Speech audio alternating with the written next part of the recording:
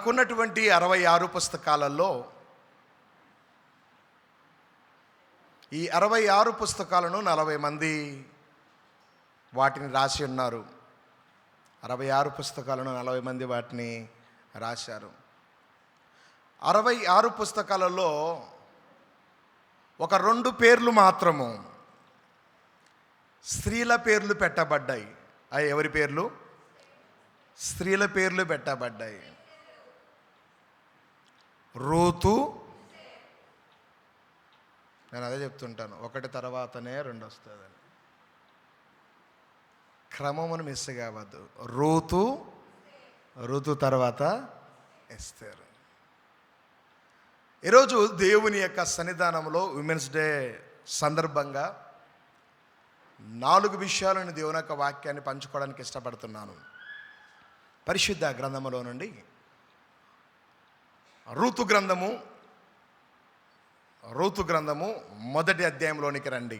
Book of Ruth, first chapter. Ruth గ్రంథము మొదటి అధ్యాయంలో రూతు ఎవరయ్యా అంటే ఆమె యొక్క అన్యురాలు. గుర్తుపెట్టుకోండి, ఆమె యొక్క అన్యురాలు. తన దేశము మోయాబు దేశము. తను ఏమాత్రము దేవుణ్ణి ఎరిగిన వ్యక్తి కానే కాదు. ఆ సిస్టర్ గారికి యెహోవా ఎవరో తెలియదు, సత్యమేంటో తెలియదు, నిజమైన దేవుని యొక్క ప్రేమను ఏమాత్రము ఎరుగదు. అలాంటి ఆమె తన జీవితంలో అనుకోని సంఘటనలు ఎన్నో ఎదురు చూసింది.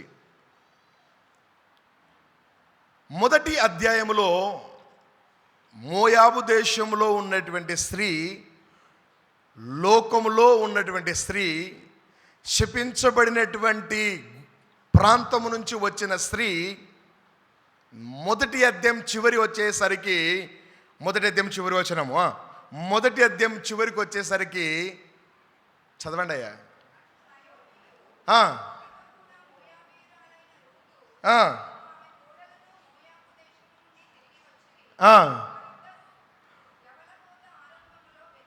వారిద్దరూ బెత్లెహేముకు. అయ్యా, మొదటి అధ్యాయము చివరికి వచ్చేసరికి లోకములో ఉన్న ఆమె, దేవుణ్ణి ఎరుగని ఆమె, ఏమాత్రము దైవ భక్తి లేని ప్రజల మధ్యలో పెరిగిన ఆమె, మొదటి అధ్యాయము చివరికి వచ్చేసరికి దేవుని సన్నిధికి వచ్చింది. ఆమెన్. మొదటి అధ్యాయానికి ఒక పేరు పెట్టుకుంటే బెత్లెహేముకు వచ్చిన రూతు. ఎక్కడికి వచ్చింది? లెక్క ప్రకారం ఆమె బెత్లెహేము ఆమెనా? కాదు, అన్యురాలు. దేవుని ప్రేమను ఎరుగని ఆమె, దేవుడంటే ఏమాత్రము తెలవని ఆమె. అయ్యా, మనము తీసుకునే నిర్ణయాలు మన జీవితాన్ని డిసైడ్ చేస్తాయి. లెక్క ప్రకారము తనకంటే పెద్ద ఆమె ఉంది, తోడికోడలు. వాళ్ళత్తకు ముద్దు పెట్టి సెండాప్ ఇచ్చేసింది. ఈమె కూడా ఆ పని చేయొచ్చు. కానీ అక్కడ నయోమి అన్నటువంటి పదాన్ని మీకు గుర్తు చేస్తాను. 15th versus. ఇదిగో నీ తోడు కోడలు. అమ్మ ఎక్కడికి వెళ్ళింది? తన జనులు ఎవరు? మోయాబీలు, అన్యులు, దేవుణ్ణి ఎరుగని ప్రజలు. అయ్యా, లెక్క ప్రకారం రూతు కూడా మరలా లోకంలోనికి వెళ్ళడానికి అవకాశం ఉందా లేదా? వాళ్ళ అత్తనే చెప్పింది, నన్ను వదిలేసి వెళ్ళిపో అమ్మా, నాతో వస్తే నీకేమి లాభము లేదు, నేనే ముసలిదానని, నాకు భర్త లేడు, నా కొడుకులు లేరు, నన్ను పట్టుకొని వస్తే నీకేమీ ఉపయోగము లేదు. కానీ ఆ రాత్రి రూతు ఒక నిర్ణయం తీసుకుంది. అత్త, నీ ఎంట వస్తే నాకు భర్త లేకపోవచ్చు, నీ ఎంట వస్తే నాకు ఆస్తి పాస్తులు దొరకకపోవచ్చు, ఓర్పలాగా నేను కూడా లోకంలోనికి వెళ్ళడానికి అవకాశం ఉన్నా. అక్కడ రాయబడింది, ఓర్ప తన జనుల యొద్దకి తన, అంటే మళ్ళా విగ్రహారాధనకి వెళ్ళిపోయింది ఓర్ప. ఇప్పుడు ఓర్పతో పాటు రూతు సిస్టర్ కూడా లోకములోనికి వెళ్ళడానికి 100% అవకాశం ఉంది. ఆమెకేమి బౌండరీస్ లేవు. నువ్వు ఖచ్చితంగా నా ఎంట రావాలని ఎవరు ఆమెను బలవంతము పెట్టట్లేదు. కానీ మై డియర్ సిస్టర్స్, ఈరోజు నువ్వు తీసుకునే ఒక నిర్ణయాన్ని బట్టి నీ జీవితము ఆధారపడి ఉంటుంది. రూతులాగా తిరిగి వెళ్ళడానికి, ఓర్పలాగా రూతు కూడా తిరిగి వెళ్ళడానికి అవకాశం ఉంది. ఓర్పలాగా తను కూడా వేరే దేవతలకు, వేరే దేవుళ్ళ దగ్గరికి వెళ్ళి ఆరాధించడానికి, లోకములో విగ్రహాలను చేయడానికి అవకాశము ఉంది. కానీ ఆ రోజు తన నిర్ణయం తీసుకుంది, లేదు, నా ప్రజలొద్దు, నాకు ఇంతకుముందు ఉన్న పాత బతుకు వద్దు. మొదటి అధ్యాయం ప్రారంభములో లోకములో ఉంది. మొదటి అధ్యాయం చివరికి వచ్చేసరికి బెత్లెహేం అనబడుతున్న దేవుని సన్నిధికి వచ్చింది. మొదటి అధ్యాయానికి ఒక పేరు గుర్తుపెట్టుకోండి, బెత్లెహేముకు వచ్చిన రూతు. బెత్లెహేం అంటే ఏంటి తల్లి? దేవుని సన్నిధి, సమృద్ధి కలిగిన స్థలము, సాక్షాత్తు నజరేయుడైన యేసు పుట్టిన స్థలము. ఈరోజు నువ్వు తీసుకునే నిర్ణయము నువ్వు ఎప్పటికీ దేవునితోనే ఉండాలి అన్నటువంటి నిర్ణయం అయి ఉండాలి. ఆమేన్. ఈ ఉమెన్స్ డే రోజు మనం ఒక తీర్మానం తీసుకుందాము. ప్రభా, పరిస్థితులు ఏమన్నా అయి ఉండని, నేను మాత్రం నిన్ను విడిచి వెళ్ళను, నీకు వేరుగా జీవించను. 2వ అధ్యాయము, మొదటి అధ్యాయం అయిపోయింది. 2వ అధ్యాయానికి ఒకవేళ ఒక పేరు పెట్టుకుంటే 2వ అధ్యాయానికి బోయాజు అనబడుతున్నటువంటి వ్యక్తి పొలములోకి వచ్చిన రూతు. బోయాజు ఇక్కడ నజరేయుడైన యేసు ప్రభుల వారికి గుర్తుగా ఉన్నాడు. ఒకటి బెత్లెహేముకు వచ్చింది, 2వది బోయాజు అనబడుతున్నటువంటి ఆయన యొక్క పొలములోకి వచ్చింది. అయ్యా, ఈరోజు పొలము అంటే దేవుని మందిరము. మనమందరము ఎవరి సన్నిధిలో ఉన్నామో తెలుసా అండి? దేవుని సన్నిధి. ఎవరి తోటలో ఉన్నాము? దేవుని తోటలో ఉన్నాము. ఎక్కడికి వచ్చింది? 2వ అధ్యాయంలో ఒక వచనాన్ని మీకు నేను గుర్తు చేస్తాను. 2వ అధ్యాయానికి ఆమె దేవుని పొలములోకి వచ్చింది అనడానికి ఒక వచనాన్ని గుర్తు చేస్తాను. 2వ అధ్యాయంలో ఎవరైనా ఉన్నట్లయితే వచ్చారా? 2వ అధ్యాయము 3వ వచనము తల్లి ఎవరైనా. కాబట్టి ఆమె వెళ్ళి పొలములోనికి వచ్చి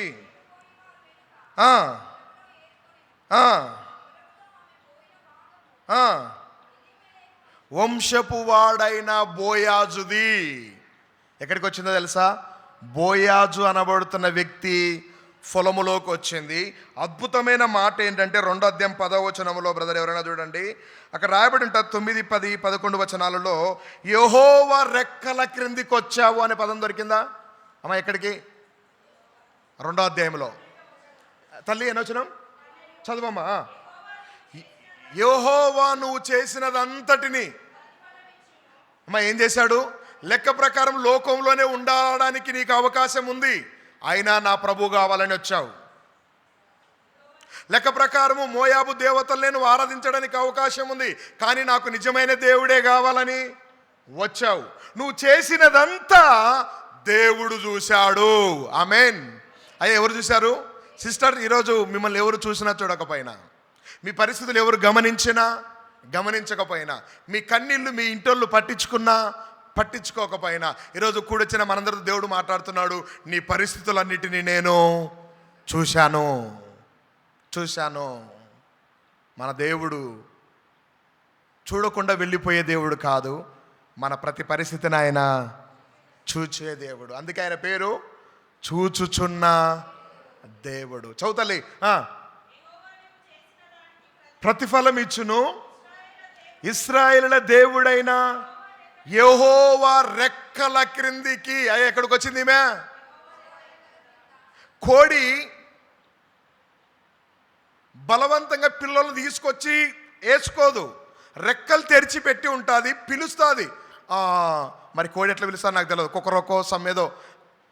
దాని పిల్లలు ఆటోమేటిక్గా ఏమవుతాయి అంటే, తల్లి పిలవగానే ఏ కాకి వస్తుందో ఏదో డేంజర్ ఉందనేసి తల్లి కోడి పిలవగానే చిన్నపిల్లలన్నీ తల్లి రెక్కల క్రిందికి వచ్చేస్తాయి. ఈరోజు నా ప్రభువు నిన్ను పిలుస్తున్నాడు, నా గొర్రెలు నా స్వరాన్ని వింటాయి. ఈరోజు ఆయన పిలుస్తున్నాడు. ఆయన పిలుస్తున్నప్పుడు నువ్వు ఖచ్చితంగా అమ్మ ఎక్కడికి రావాలి? ఆయన రెక్కల క్రిందికి. రెక్కల క్రిందికి వస్తే రెక్కల క్రింద భద్రత ఉంది, కాపుదల ఉంది. 91 కీర్తన 1వ వచనము, మహోన్నతుని చాటున నివసించేవాడు సర్వశక్తుని నీడన విశ్రమిస్తున్నాడు. దేవుని రెక్కల క్రింద. అమ్మా ఎక్కడికి వచ్చిందంట సిస్టర్ గారు? యెహోవా రెక్కల క్రిందికి వచ్చింది. మై డియర్ సిస్టర్స్, మొదటి అధ్యాయంలో లోకంలో ఉంది, మొదటి అధ్యాయంలో పాపములో ఉంది, మొదటి అధ్యాయంలో దేవుడు అంటే ఎరగని ప్రజల మధ్యలో ఉంది. కానీ మొదటి అధ్యాయం చివరికి వచ్చేసరికి బెత్లెహేముకి వచ్చింది. రెండో అధ్యాయంలోకి వచ్చేసరికి దేవుని కుమారుడికి గుర్తుగా ఉన్నటువంటి బోయాజు అనబడుతున్నటువంటి పొలములోకి వచ్చేసింది. ఆయన రెక్కల క్రిందికి వచ్చింది. రెండో అధ్యాయానికి ఒక పేరు పెట్టుకుంటే దేవుని రెక్కల క్రిందికి వచ్చిన రూతు. ఎక్కడికి బ్రదరు సిస్టర్? ఈరోజు మీరు ఎక్కడున్నారు? దేవుని రెక్కల క్రింద. దేవుని రెక్కల క్రింద ఏముందో తెలుసా? విశ్రాంతి ఉంది. మలాకి గ్రంథం 4వ అధ్యాయం బ్రదర్ 2వ వచనం చదివితే దేవుని రెక్కల క్రింద ఆరోగ్యం ఉంది. అమ్మ ఏముంది? ఈరోజు నీకు ఎలాంటి బలహీనత ఉండని సిస్టర్, మై డియర్ బ్రదర్స్, మీరు దేవుని రెక్కల క్రిందికి వస్తే మీకు ఏమొస్తుందంటే ఆరోగ్యం దొరుకుతుంది, విశ్రాంతి దొరుకుతుంది, నెమ్మది దొరుకుతుంది. రెండో అధ్యాయంలో రూతు దేవుని రెక్కల క్రిందికి వచ్చింది. మూడో అధ్యాయంలోనికి వెళ్తున్నాం మనం. మూడో అధ్యాయంలోనికి వచ్చేసరికి రూతు సిస్టర్ ఎక్కడికి వచ్చిందంటే 3వ అధ్యాయము 10వ వచనము. 3వ అధ్యాయము 10వ వచనము. అమ్మ 8 నుంచి తల్లి, 8 నుంచి. మధ్యరాత్రి యందు అతడు ఉలికిపడి తిరిగి చూచినప్పుడు ఒక స్త్రీ అతని కాళ్ళ యొద్ద పండుకొని. 3వ అధ్యాయానికి ఒక పేరు పెట్టుకుంటే దేవుని పాదాల దగ్గరికి వచ్చిన రూతు. అమ్మా ఎక్కడికి వచ్చింది? ఈరోజు సిస్టర్ మీరు ఎవరి దగ్గర ఉండాలో తెలుసా?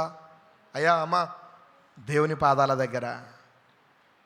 ఆకాశము నా సింహాసనము, భూమి. ఈరోజు స్త్రీకి ఇర్మియా గ్రంథం వాక్యం సెలవిస్తుంది, అంగలార్చు స్త్రీలను. అమ్మ ఎవరిని పిలిపించుకోవాలి మనము? ఏడ్చి ప్రార్థించే స్త్రీలు కావాలి సంఘానికి. విజ్ఞాపన చేసే స్త్రీలు కావాలి సంఘానికి. విలాప వాక్యం 2:19 రాయబడి ఉంటుంది, రేయి మొదటి జామున నీళ్లు కుమ్మరించున్నట్లు నీ హృదయాన్ని దేవుని సన్నిధిలో కుమ్మరించు. నీ పసిపిల్లల కొరకు, నీ యవ్వన కుమారుల కొరకు, నీ ఇంటి కొరకు నువ్వు ప్రార్థించే స్త్రీవై ఉండాలి. 3వ అధ్యాయంలో రూతు సిస్టర్ ఎక్కడికి వచ్చిందయ్యా? పాదాల దగ్గరికి. ఆమెకు రాయబడింది, ఆమె పాదాల దగ్గరికి వచ్చినప్పుడు ఆమెకు చెప్పినటువంటి మాట 10వ వచనంలో, అతడు నా కుమారి, యెహోవా చేత నువ్వు దీవెన. అయ్యా మొదటి అధ్యాయానికి ఇప్పుడు చెప్పే పదాలకు ఏమైనా సంబంధం ఉందా? లేదు.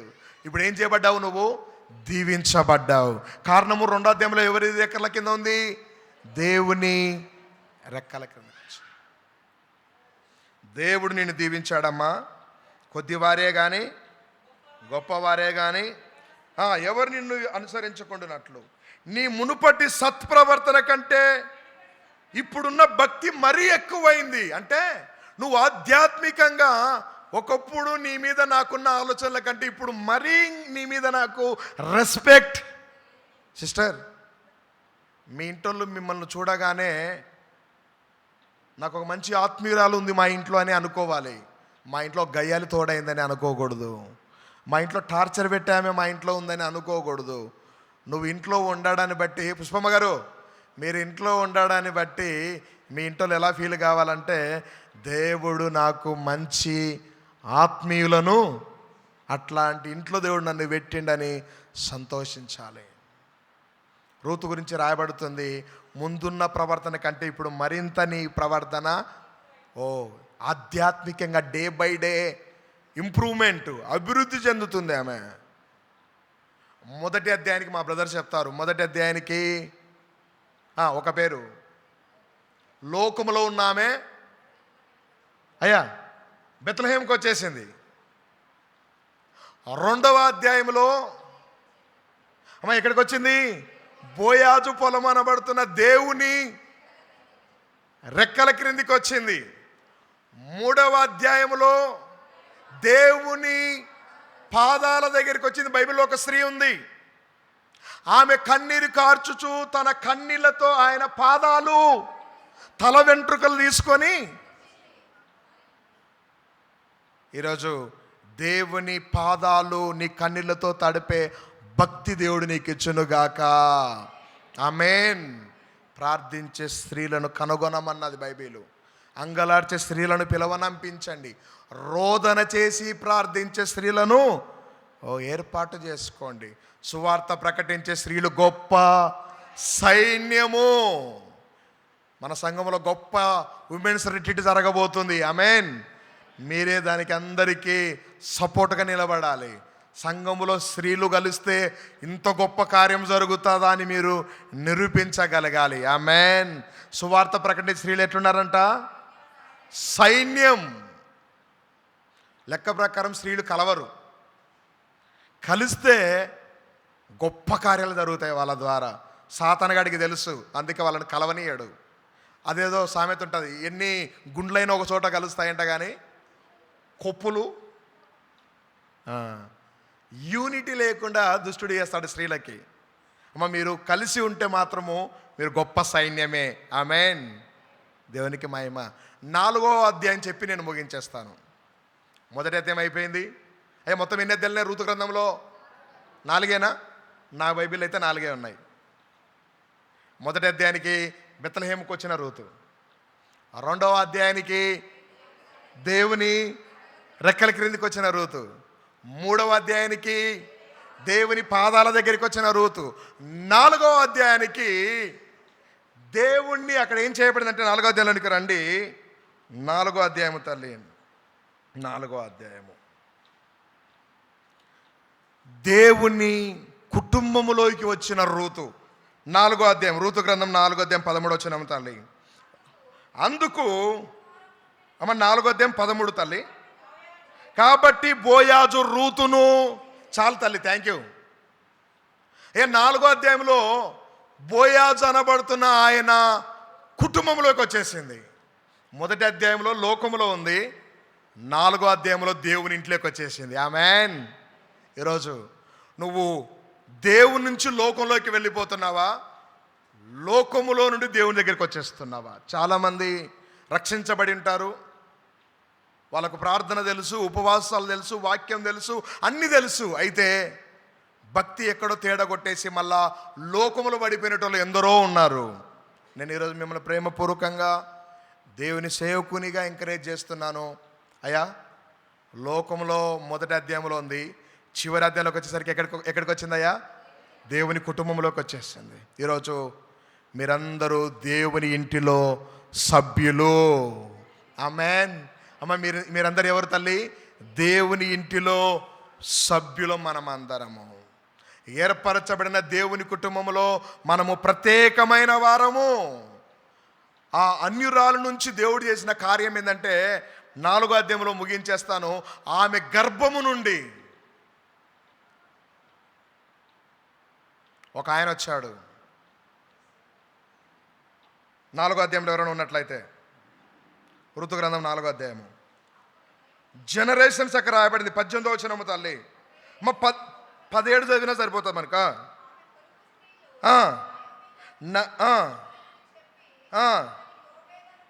ఓబేదు అని పేరు పెట్టాను. ఓబేదుకు యెషై అనే ఆయన పుట్టిండు. యెషైకి దావీదు అనే ఆయన పుట్టిండు. ఎవరినైనా గొప్పల గురించి మాట్లాడాలంటే 10 మందిని ముందు పరిచయం చేస్తుంది బైబిలు. మీకు ఎంతమంది తెలుసో మీ ఇంట్లో నాకు తెలియదు, నాకు పెద్దగా తెలియదు. నా పేరు జాను, మా తాత పేరు జాన్ముత్తు, వాళ్ళ నాయన పేరు హనుమంతు, అంతే తెలుసు. కానీ బైబిల్ ఏదైనా గొప్పగా చెప్పాల్సి వస్తే ఎంతమంది జనరేషన్ చెప్తుంది? 10 జనరేషన్లు ముందు చెప్తుంది. జనరేషన్ చూడండి. 18వ వచనం నాయన. పెరేసు క్రమం ఇది. పెరేసుకు ఎస్రోను పుట్టిండు. మొదటి పేరు పెరేసు, రెండో పేరు ఎస్రోను. 19వ వచనం మూడో పేరు రాము.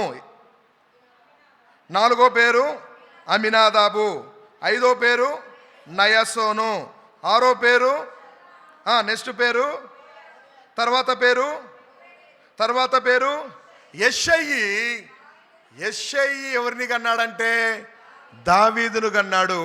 దావీదు వంశములో నుంచి నజరేయుడైన ఎవరొచ్చారు? ఆయన ఏమని పిలువబడ్డాడో తెలుసా? దావీదు కుమారుడైన యేసుగా పిలువబడ్డాడు.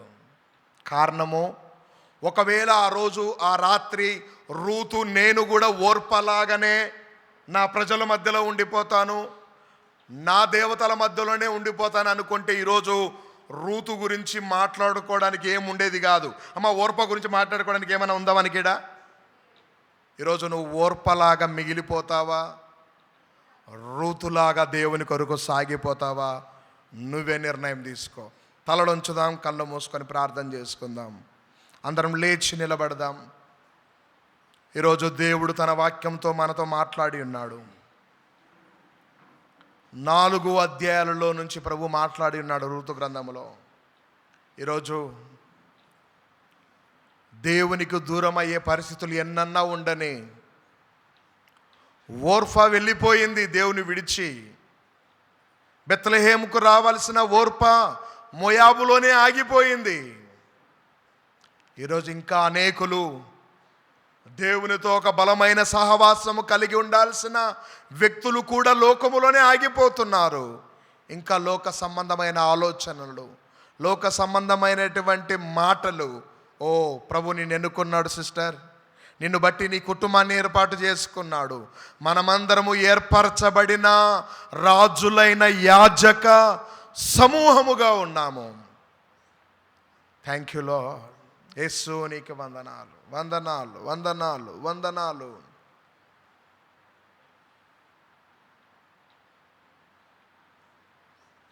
అన్న ప్రార్థనలు విన్నావుగా, నేనున్నానని అన్నావుగా. నాడు సమూయేలుతో బహుగా మాట్లాడినా,